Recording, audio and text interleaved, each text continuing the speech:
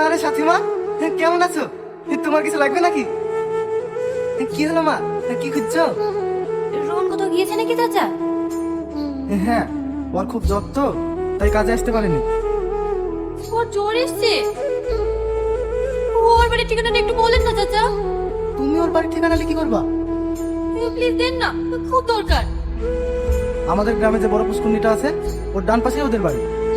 ধন্যবাদ চাচা, আপনাকে অনেক ধন্যবাদ। তুমি এখানে কেন? জানো রোহন, একটা রাজকন্যা ছিল যে সারাদিন প্রাসাদের ভেতরেই বন্দী হয়ে থাকতো।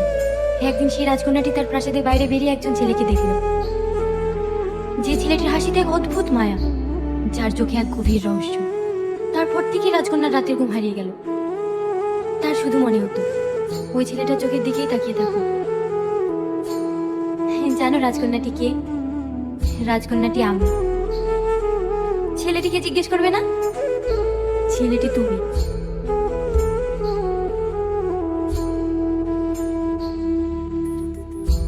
আমি তোমাকে খুব ভালোবাসি। I love you Rohan. তুমি যেটা চাইছো এটা কোনোদিনই সম্ভব না।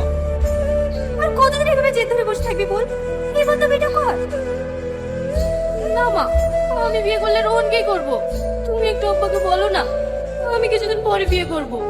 আমি আর তোর আব্বাকে থামিয়ে রাখতে পারবো না। মা মেয়ে কি আলাপ আলোচনা করছো?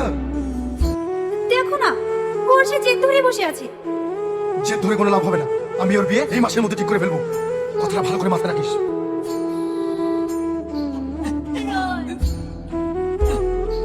সাথী